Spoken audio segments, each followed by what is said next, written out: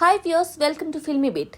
దర్శకుడు నటుడు రిషబ్ శెట్టి మరోసారి తన ప్రతిభను నిరూపించుకున్నారు. కాంతారా అనే అద్భుతమైన మైథలాజికల్ డ్రామాతో భారత సినిమా రంగానికి కొత్త దిశ చూపించిన ఆయన దానికి ప్రీక్వెల్ గా రూపొందించిన కాంతారా చాప్టర్ 1తో అంతకు మించిన సెన్సేషన్ క్రియేట్ చేశారు. ఇక కలెక్షన్ల విషయానికి వస్తే కాంతారా చాప్టర్ 1 విడుదలైనప్పటి నుండి బాక్సాఫీస్ వద్ద రికార్డుల వర్షం కురుస్తోంది. అక్టోబర్ 2న దేశవ్యాప్తంగా కన్నడ, తెలుగు, తమిళ, మలయాళ, హిందీ భాషల్లో విడుదలైన ఈ చిత్రం మొదటి వారం నుంచే కలెక్షన్ల రికార్డులను తిరగరాసింది. తాజాగా సినిమా బృందం వెల్లడించిన ప్రకారం ఈ చిత్రం ప్రపంచ వ్యాప్తంగా 818 కోట్ల రూపాయలు వసూలు చేసినట్లు తెలుస్తోంది. దీంతో ఈ ఏడాది అత్యధిక గ్రాస్ వసూళ్లు సాధించిన భారతీయ చిత్రంగా రికార్డు క్రియేట్ చేసినట్లు మేకర్స్ ప్రకటించారు. అయితే ఇందులో దేశీయ మార్కెట్ నుంచి భారీ షేర్ రాగా ఓవర్సీస్ లో కూడా అద్భుతమైన రెస్పాన్స్ లభించింది. అంతేకాకుండా ఇప్పుడు ఈ సినిమా 1000 కోట్ల రూపాయల క్లబ్ వైపు దూసుకుపోతోందని ట్రేడ్ వర్గాలు చెబుతున్నాయి. తెలుగు వెర్షన్ ఒక్కటే 100 కోట్ల రూపాయలకు పైగా షేర్ సాధించడం గర్వకారణంగా మారింది.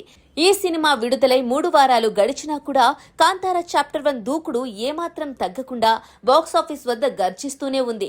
డబుల్ డిజిట్ కలెక్షన్లతో ముందుకు దూసుకుపోతున్న ఈ చిత్రం 2025లోని అతిపెద్ద భారతీయ సినిమాగా రికార్డులకెక్కింది. రిషబ్ శెట్టి ఈ విజయంతో పాన్ ఇండియా స్థాయిలో మరోసారి తనకంటూ ప్రత్యేకమైన గుర్తింపు తెచ్చుకున్నాడు. సినిమా కథలోని ఆధ్యాత్మికత, గ్రామీణ సంస్కృతి మరియు దేవతా భావన ప్రేక్షకులను మంత్రముగ్ధుల్ని చేస్తోంది. ఇది కేవలం సినిమా కాదు, ఒక సాంస్కృతిక అనుభూతి అని విమర్శకులు సైతం విశ్లేషిస్తున్నారు. ఈ విజయం రిషబ్ శెట్టిని నేటి భారతీయ సినీ రంగంలో అత్యంత క్రియేటివ్ దర్శకుల జాబితాలో నిలిపింది. ఈ movie English dubbing version October 31న ప్రపంచ వ్యాప్తంగా విడుదల కానుంది. దీని ద్వారా విదేశీ ప్రేక్షకులను కూడా ఆకట్టుకోవడమే లక్ష్యంగా మేకర్స్ ప్లాన్ చేస్తున్నారు. ఇక కాంతారా చాప్టర్ 1 లాంటి భారీ విజయం తర్వాత రిషబ్ శెట్టి ఏ సినిమా చేస్తారో అన్న ఆసక్తి కూడా ఇప్పుడు అభిమానుల్లో మొదలైంది. ఇక కాంతారా చాప్టర్ 2 కూడా ఉన్నట్లు చివర్లో ఒక లీడ్ అయితే ఇచ్చి హింట్ ఇచ్చారు. మరి ఆ ప్రాజెక్ట్ ఎప్పుడు పట్టాలెక్కుతుందో చూడాలి.